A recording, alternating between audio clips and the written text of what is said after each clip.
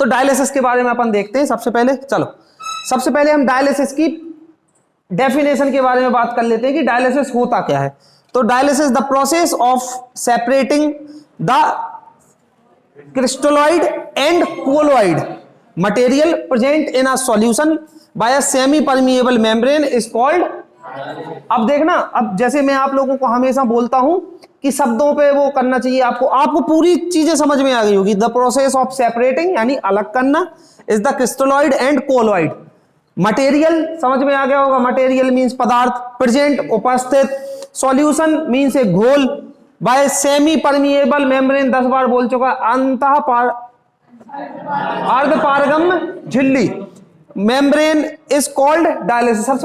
यहां इस पूरे पैराग्राफ में जहां पे अपन फंस रहे होंगे वो दो शब्द है, क्रिस्टलोइड और कोलोइड। क्वेश्चन यहां पे ये बनता है कि ये होते क्या हैं, क्या है क्रिस्टलोइड और क्या है कोलोइड।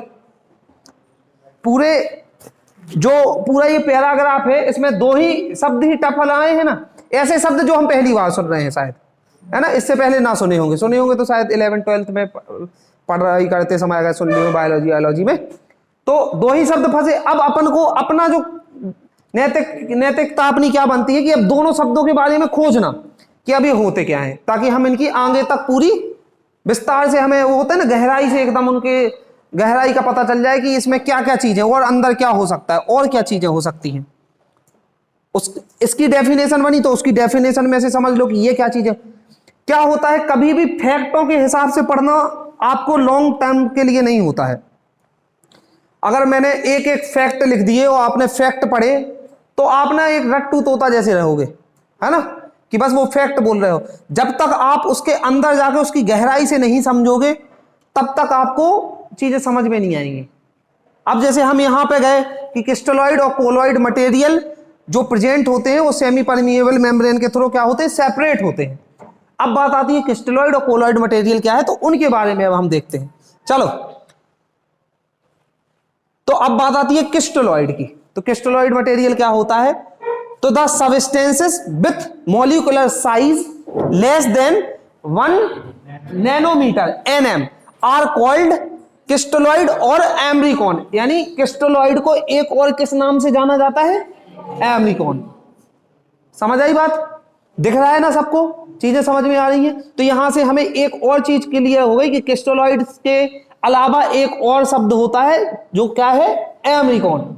एम्ब्रिकॉन या क्रिस्टलोइड एक ही तरीके के पदार्थ होते हैं। ये हैं क्या, तो ये इस तरीके के सबस्टेंसेस हैं जो 1 नैनोमीटर से छोटे होते हैं, less than 1 nanometer are called crystalloid molecules, crystalloid substances. समझ आ गई बात।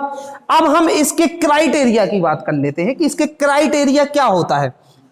Due to smaller size they can pass through semi permeable membrane. Criteria से मतलब है कि इसकी क्या प्रकृति है। प्रकृति से अर्थ है कि ये किस तरीके से काम कर रहे हैं, अगर ये पास हो जा रहे हैं या नहीं हो रहे हैं तो इनके लिए क्या रीजन है। तो इनका रीजन ये होता है कि इनकी साइज बहुत, अगर उस खिड़की के छोटे से हिस्से से कबूतर बाहर निकल जा रहा है और हम उससे बाहर नहीं निकल पा रहे हैं तो इसका क्या रीजन है कि हमारी साइज बड़ी है और कबूतर की साइज, यही एक कारण रहेगा। इसके अलावा कोई और कारण दिख रहा है क्या आप लोगों को, वहां पे नहीं दिख रहा ना। एक ही कारण है हमारे सामने कि उसकी साइज छोटी थी कबूतर की तो वो उस खिड़की से निकल गया, हमारी साइज बड़ी है तो हम, ये इसका क्या है, क्राइटेरिया। अब बात आती है कि इसके क्या क्या एग्जाम्पल हैं। इन जो क्रिस्टलोइड जो सॉल्यूशन होता है या जो सबस्टेंसेस होते हैं वो कौन कौन से होते हैं जो बॉडी में प्रेजेंट है, ये बात आएगी ना यहाँ पे कि कौन कौन से तत्व हैं जो क्रिस्टलोइड हैं जो 1 nm से कम है। तो सबसे पहले बात आती है इलेक्ट्रोलाइट्स, जिसमें सोडियम और पोटेशियम ये सेमी परमिएबल मेम्ब्रेन से कैसे हो जाएंगे, ट्रांसफर हो जाएंगे इधर से। उसके बाद आते हैं मिनरल्स। मिनरल्स में आयरन, वो भी क्या हो जाएगा, पारदर्शी रहता है, ट्रांसफरेबल होता है, यहां से उधर ट्रांसफर हो जाएगा क्योंकि ये कैसा है, 1 nm से। उसके बाद glucose, fatty acid, amino acid, ये इतने एग्जाम्पल होते हैं। ये हमारे ब्लड में प्रेजेंट होती है ना ये सारी चीजें। अमीनो एसिड बनता है, अमीनो एसिड बन रहा है, फैटी एसिड बन रहा है, ग्लूकोज बॉडी खाने का सबसे छोटा रूप, जब सबसे अंतिम कण बचता है वो टूटता है तो ग्लूकोज रिलीज होती है, जिससे हमें एनर्जी मिलती है, जिससे हम इतनी मेहनत कर पा रहे हैं, जिससे हम अपनी दिनचर्या के काम करते हैं। किसकी वजह से? ग्लूकोज की वजह से। कोई और चीज है क्या इसके पीछे? कोई नहीं है। आपको कभी भी लगा कि यार थकावट हो रही है, थोड़ी सी कुछ एनर्जी ड्रिंक पी लो, जैसे वो आती है ना रेड बुल वगैरह, ये इनमें बहुत ज्यादा मात्रा में ग्लूकोज होती है, पिया इंस्टेंट एनर्जी, तुरंत हम तंदुरुस्त हो, क्योंकि इसमें टूटे हुए रूप में हमें ग्लूकोज मिलती है। खाने के फलस्वरूप 2 घंटे बाद एनर्जी रिलीज होती है, क्योंकि वो खाना टूटना है, फिर हम उसको चबाएंगे, अंदर जाके फिर उसमें एंजाइम मिलेंगे, फिर वो और छोटे कणों में विभक्त होगा। जब एकदम सबसे छोटा कण बचेगा वो विभक्त होगा तो फिर उसमें से ग्लूकोज निकल के बाहर आएगी, फिर हमें वो एनर्जी मिलेगी। लेकिन जब हम सीधा जो ड्रिंक ले रहे हैं वो ग्लूकोज के रूप में ही ले रहे हैं, डायरेक्ट ले रहे हैं, तो वो इंस्टेंट काम करेगी। हमें एनर्जी खाने से भी मिल रही है, हमें एनर्जी वही 150 रुपए की 200 ग्राम की ड्रिंक पीने से भी मिल रही है, लेकिन फर्क सिर्फ इतना है, उसमें इंस्टेंट मिल रही है और इसमें 2 घंटे। क्यों? क्योंकि खाने का डाइजेशन 2 घंटे में होगा और वो सीधा डाइजेस्टिव रूप में ही जा रहा है, उसमें डाइजेस्टिव एंजाइम भी होते हैं, तो वो तुरंत डाइजेस्ट हो जाएगा और हम तुरंत एनर्जी हमें मिल जाएगी। समझ आ गई बात? फिर आते हैं कोलॉइड्स मटेरियल। अब कोलॉइड्स मटेरियल के बारे में हम देखते हैं कि कोलॉइड्स क्या होते हैं। तो the substances with molecular size between 1 nanometer to 100 nanometer are called colloid और सेमिक्रॉन। उसको क्या बोलते थे? एमिक्रॉन। और इसको क्या बोलते हैं? तो ये हमने कोलॉइड और क्रिस्टलॉइड के 2 अलग अलग और नाम देख लिए हैं। क्रिस्टलॉइड को हम बोलते हैं एमिक्रॉन और कोलॉइड को क्या बोलते हैं?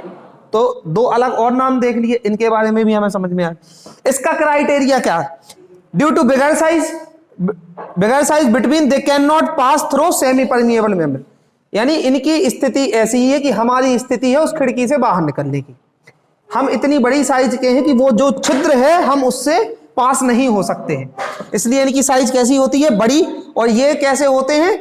नॉन ट्रांसफरेबल होते हैं, ये यहां से वहां ट्रांसफर सेमी परमिएबल मेम्ब्रेन के थ्रू नहीं हो सकते, क्योंकि इनकी साइज बड़ी हुई है। किसकी? किसकी है साइज बड़ी? वो बच्ची बैठी है, वो उससे बेटा बता ना जरा, ये अनंता के बगल में बैठी है, वो नीचे छुपी सी, आरती नाम है ना तुम्हारा, है ना? क्या ना? आरती मावी, माँ भी सिर्फ, अच्छा लो बता ना बेटा, ये जिनकी साइज बड़ी हुई होती है तो वो क्या, कौन से प्रोडक्ट कहलाते हैं?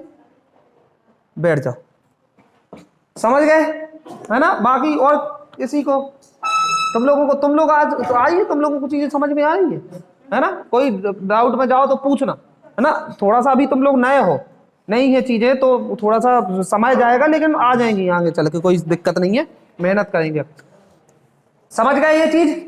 चलो तो फिर अपन आगे एग्जाम्पल, रुक जाओ, एग्जाम्पल के बारे में अपन देख लेते कि अब कोलॉइड्स मटेरियल क्या क्या आता है। तो protein, plasma, lipids, DNA, RNA, ये होते हैं कोलॉइड्स मटेरियल। इनका साइज कैसा होता है? 1 nm से 100 nm के बीच, 1 नैनोमीटर से 100 नैनोमीटर के बीच में इनकी क्या रहती है? साइज रहती है। समझ आ गई बात?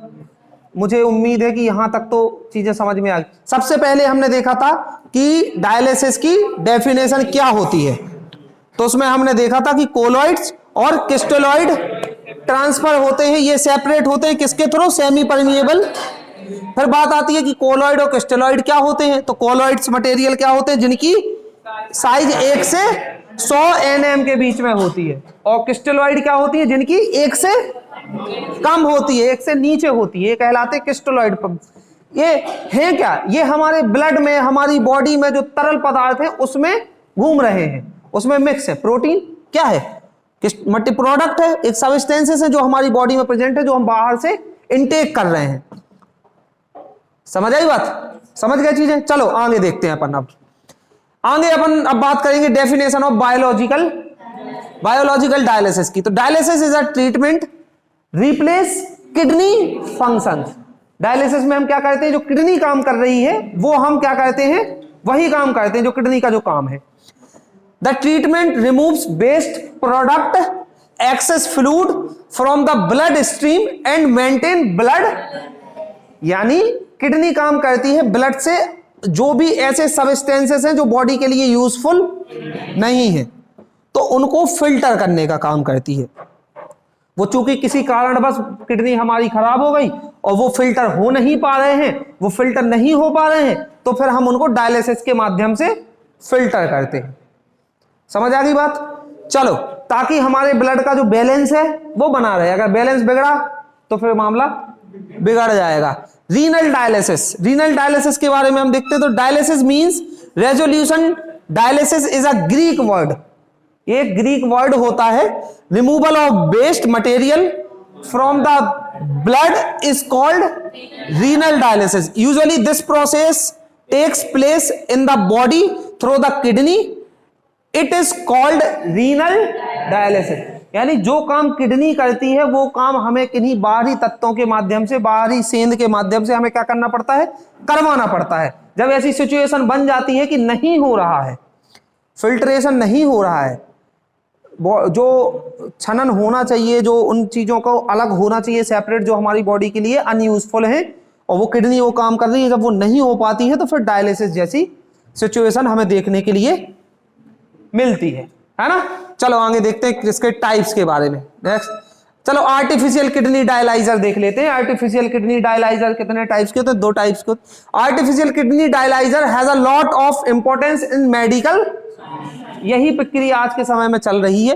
When the kidney fails, the artificial kidney dialyzer is used to filter the blood which separates the waste material from the blood. 2 techniques are used as a artificial। इसमें से कुछ समझने वाली चीज लग रही है क्या, जो चीज समझ में ना आई हो? कुछ चीजें बिना हिंदी के भी समझते जाओ। इसमें बिल्कुल सिंपल भाषा लिखी हुई है, कोई टफ लैंग्वेज लिखी है क्या? कोई टफ लैंग्वेज नहीं लिखी है। इसमें कोई ऐसा वर्ड है क्या जो हमारी समझ से बाहर हो? जैसे उसमें क्रिस्टलॉइड और कोलॉइड था, वो हमारी समझ से बाहर था। इसमें कोई ऐसा शब्द आ रहा है क्या? तो फिर उसके शब्द के बारे में अपन चर्चा करें। शब्द आ रहा है क्या? नहीं आ रहा है, मेरे समझ से तो नहीं आ रहा है ना। तो फिर अपन देख लेते हैं कि ये 2 टेक्निक कौन कौन सी होती है। चलो, सबसे पहली टेक्निक होती है हीमोडायलिसिस। हीमोडायलिसिस होती क्या है? तो हीमोडायलिसिस एक तरीके की प्रक्रिया है जिसमें हम सिर्फ रक्त का क्या करते हैं, छनन करते हैं। रक्त को हम सेंध लगा के छानते हैं। जैसे ये प्रोसेस है, ये इसके अंदर जा रहा है, जैसे ब्लड आया, ये सेमी परमिएबल मेम्ब्रेन के थ्रू यहाँ पे क्या हो रहा है, ब्लड का फिल्टर हो रहा है। जो अशुद्धियां हैं वो यहीं पे जमा होती जा रही हैं, शुद्ध ब्लड होते हुए हमारी वेन्स के थ्रू केवल अब अपना फेफड़ा काम कर रहा है, जो किडनी काम कर रही थी वो हम डायलिसिस, हीमोडायलिसिस के थ्रू वो काम हम करवा रहे हैं। रक्त के साथ हमारी बॉडी में 2 ही प्रक्रियाएं चल रही हैं। एक प्रक्रिया है ब्लड का प्योरिफिकेशन और एक प्रक्रिया है ब्लड का फिल्ट्रेशन। 2 ही प्रक्रियाएं चल रही हैं ब्लड के साथ। प्योरिफिकेशन यानी रक्त का शुद्ध होना, फिल्ट्रेशन यानी ब्लड का, रक्त का छनना, छानने का काम हमारी किडनी करती है और शुद्ध करने का काम हमारे फेफड़े करते हैं। फेफड़े में जैसे ही ऑक्सीजन जाके मिक्स हो जाती है तो ब्लड हो जाता है प्योर, और जैसे ही जब पूरी बॉडी के अंगों से घूमता हुआ ब्लड जाता है, उसमें अशुद्धियां लेता जाता है, क्योंकि जितने अंग होते हैं, अंगों के पास जितनी अशुद्धि होती है वो सब ब्लड में डाल। ब्लड को ऐसा समझ लो कि कचड़े वाली गाड़ी है, जितने भी अपने घर की अशुद्धियां होती हैं सब उसमें पटक देते हैं। फिर वहां जाके वो छनता है कि उसमें से क्या प्लास्टिक अलग निकला, फिर उसमें से क्या खाद बनाने का सामान अलग निकला, उसमें से क्या ये क्या नाम से आपका स्टेशनरी, इसका इलेक्ट्रॉनिक्स का क्या सामान निकला, जिससे हम इसका रीयूज कर सके। समझ आए ना बात? जब क्या होता है, इसलिए आप लोगों ने देखा होगा कचड़े के अलग अलग डिब्बे निर्धारित कर दिए, इसमें गीला डालो, इसमें सूखा डालो, ताकि गीला कचड़ा जो होगा उससे खाद बना लिया जाएगा, उससे देसी खाद बना लिया जाएगा, उसको सड़ा के गला के, जो भी प्रक्रिया है। सूखा कचड़ा, सूखे कचड़े में हो सकता है कि पॉलीथिन वगैरह रहे या जो चीजें रहे, तो हम उसको रीयूज या रिसाइकल वगैरह की कोई प्रोसेस होगी। जैसे आप लोगों ने सुना होगा अभी 2 साल पहले एक ऐसी प्रोसेस आई थी कि पॉलीथिन जो होती है, अगर इसको जमीन में गाड़ दोगे और 10 साल बाद भी खोदोगे ना तो वो ज्यों की त्यों मिलेगी, उसमें कोई परिवर्तन नहीं आता है। तो ये बोला गया था कि जो प्रधानमंत्री का भी ये शौचालय योजना चल रही थी ना, जो गांव में हर घर में शौचालय बने, तो एक ना उस पन्नी के माध्यम से एक ईंट बनाने की कोशिश की गई थी। ऐसा भोपाल में हुआ था। ये भोपाल का करौंद वाला जो एरिया है ना, जो उस ढेर को बदल के वो मेरा भारत महान, वो मेरा भोपाल, ऐसा कुछ लिख दिया। जब 2015-16 में जब हम लोग यहाँ आए थे ना, तो जैसे ट्रेन व्रेन में सो रहे हो या उठ रहे हो तो वो कचरा के ढेर देख के समझ जाते थे कि भोपाल आ गया है। इतना ऊंचा था, वो बहुत ऊंचा था। फिर उस पर महीनों सालों काम चला, तब जाके वो वहां से निकलते थे और नाक ऐसी बंद करके बैठ जाते थे। ट्रेन वहां से निकलती थी ना, क्योंकि हम लोग वहां से आते थे, उधर साइड से उधर से जाते थे, तो जैसी बदबू आनी शुरू हो जाती थी नाक पकड़ के बैठ जाते थे कि अब भोपाल आ गया है, और बस वहीं से फिर अपना बैग ऊपर जहां रखे हो चीजें इकट्ठी करना शुरू कर देते थे कि चलो अब आ गए भोपाल, अब बस यहाँ से 5 किलोमीटर रह गया। तो उस कचरे को रिसाइकल किया, उस कचरे को रिसाइकल करना शुरू किया। तो हुआ क्या कि जितनी पॉलीथिन वगैरह थी, तो एक एक्सपेरिमेंट चल रहा था कि इस पॉलीथिन के माध्यम से हम एक ईंट बना दें, ताकि जो ईंट का क्या होगा, आप लोगों ने देखा होगा, एक ईंट एक बार दीवार में लग गई तो फिर वो हमेशा के लिए वो यूज रहेगी, हमेशा वो, उससे कोई प्रदूषण तो फैलेगा नहीं। ईंट बना के अब उस पर वो चूंकि पन्नी की ईंट है, तो उसका कोई ऐसा हैवी काम, तो उसमें हैवी मटेरियल 10 मंजिल की बिल्डिंग में वो वाली ईंट लगा दें। तो ये बोला गया था कि जो प्रधानमंत्री का भी जो ये शौचालय वाला योजना चल रही है ना, इसमें जो शौचालय बन रहा है उसमें उस ईंट का यूज किया जाए, क्योंकि उस जो गाँव में जो वो शौचालय बन रहे थे उसके ऊपर कोई छत नहीं डलती थी, उसके ऊपर वो सीमेंट वाली सीट आती थी ना, वो रख देते थे, उसको पैक कर देते थे चारों तरफ से, तो ज्यादा वेट है नहीं, कवर चारों तरफ से उस शौचालय को करना है तो वो हो जाएंगी चीजें। अभी उस पर जो भी अब काम हुआ हो मैंने देखा नहीं, अब उसके ऊपर देखूंगा कि क्या रिजल्ट आए, क्या काम चल रहा है उसके ऊपर, है ना। ये चीजें आपको तब पता चलेंगी जब आप न्यूज़पेपर पढ़ोगे, पेपर को दैनिक जीवन में उतारोगे, तब जाके समझ में आएगा कि क्या चल रही है दुनिया में और क्या क्या हो रहा है। BMLT के अलावा, कॉलेज के अलावा, क्लास के अलावा, माँ साहब के अलावा और भी बड़ी दुनिया है, और भी बहुत सारी चीजें हैं जिनके बारे में हमें जानना चाहिए, हमें पता होना चाहिए। समझ आई बात। तो इस तरीके से जो हीमोडायलिसिस होता है, इसमें हम पूरी प्रोसेस करते हैं ब्लड के फिल्ट्रेशन की। एक डायलिसिस की एक मशीन होती है जिसके माध्यम से उसमें ब्लड जाता है, ब्लड का फिल्टर होता है, और मशीन के अंदर की भी चीजें बता दी मैंने कि मशीन के अंदर क्या चल रहा है। तो सेमी परमिएबल मेम्ब्रेन के माध्यम से हम चीजों को सेपरेट करने का काम कर रहे हैं। जो यूजफुल है वो सीधा दूसरी वेन के थ्रू हमारे ब्लड में, हमारी बॉडी में वो ब्लड फिर से इंजेक्ट रहता है, तो वो वापस चला जाता है। सेकंड प्रोसेस हीमोडायलिसिस के अलावा क्या आती है, पेरिटोनियल डायलिसिस। अब देखो ये पेरिटोनियल डायलिसिस आप देख पा रहे हो, जो मैं बता रहा था आप लोगों को सुबह। पेरिटोनियल डायलिसिस में मैंने एक डायलिसिस सॉल्यूशन लिया, डायलिसिस सॉल्यूशन को पेट में किया इंजेक्ट, ये पेट में चला गया, अब वो वहां भरता जाएगा, पेट में फ्लूइड बढ़ता जाएगा, पेट फूलता जाएगा। दूसरी एक और वहीं से एक और सेंध लगा के एक और छिद्र बनाया जाएगा, जिसके माध्यम से वो पूरा फ्लूइड, तो यहां इस जगह पे जितना भी गंदगी, जितनी भी अशुद्धियां मौजूद होंगी, जितनी भी अशुद्धियां यहां पे जुड़ गई होंगी, तो उन अशुद्धियों को पूरा हम बाहर निकाल लेंगे जो पेट में जमा हुई थी। यह कहलाता है पेरिटोनियल डायलिसिस।